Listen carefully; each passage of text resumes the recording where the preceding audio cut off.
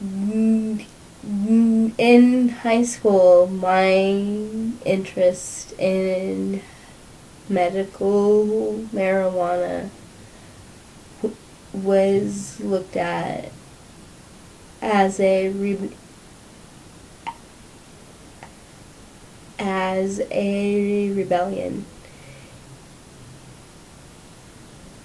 even though I liked it because it was the only thing that it consistently and safely helped me to be more fluent. So knew that I could use the voice. I knew that I had.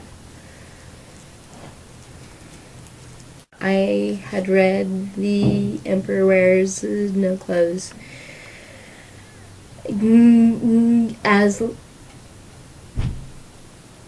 as well as marijuana medical papers by Dr. Todd. And so I was fairly certain that I was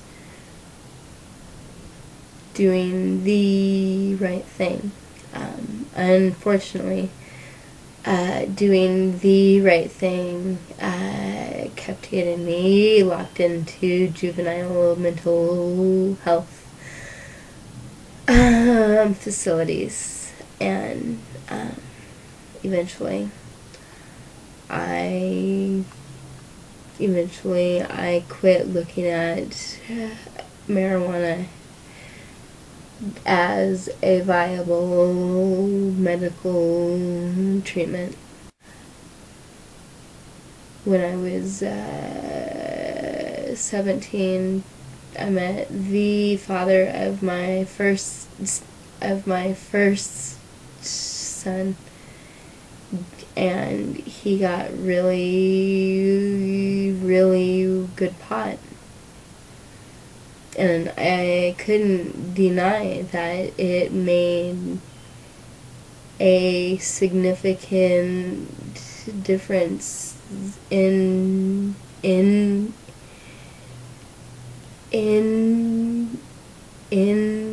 my health.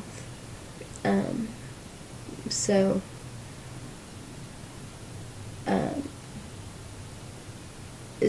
I began to kind of think about it, and then I got pregnant, and the idea of doing any kind of drugs was just so scary. So I kind of put that idea on the back burner again. And then I made a friend when my son Tristan was about 9 months,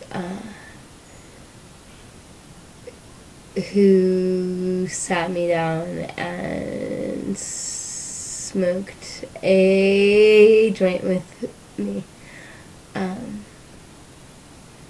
And I began thinking I'd go to college, and so I found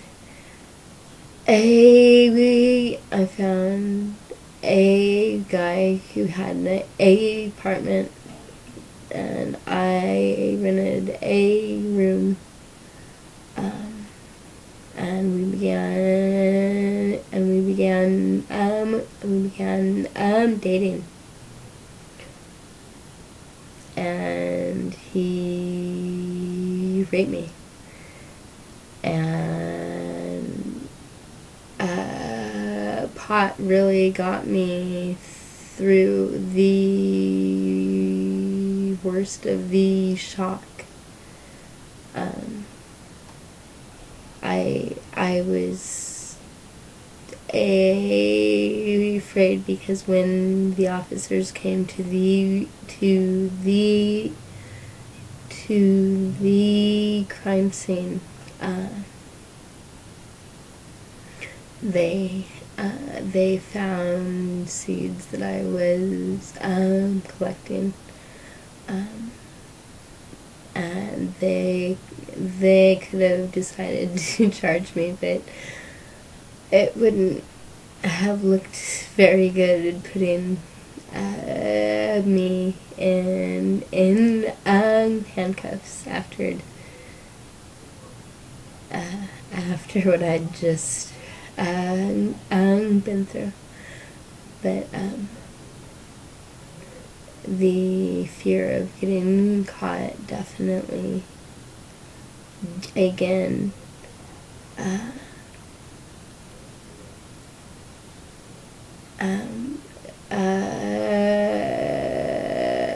diminished my desire to really look at cannabis as a viable medicine.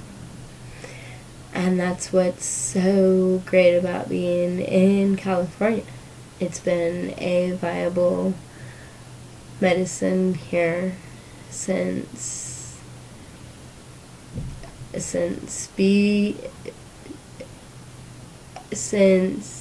even before it was legal, because the patients didn't wait for the government to grant them their freedom. They embraced their freedom to be well. And seeing what that's become over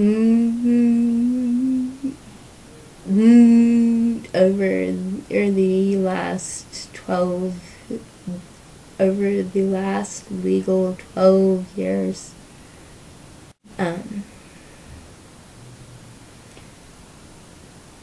has at times been exhilarating,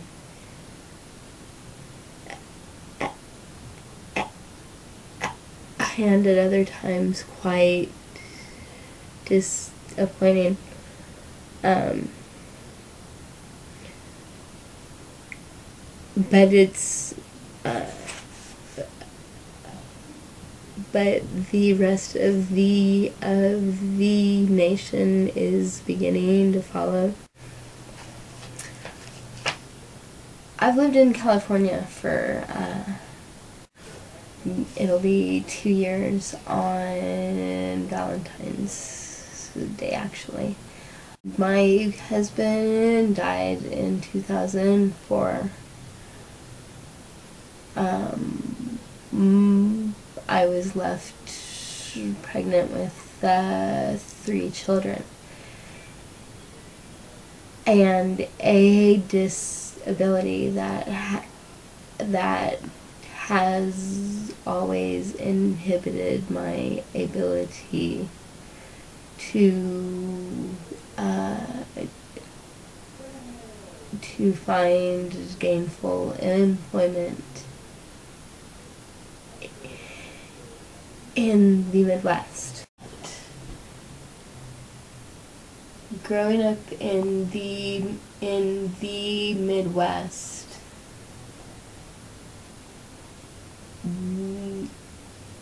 it was really difficult to have something as uncommon as a stutter.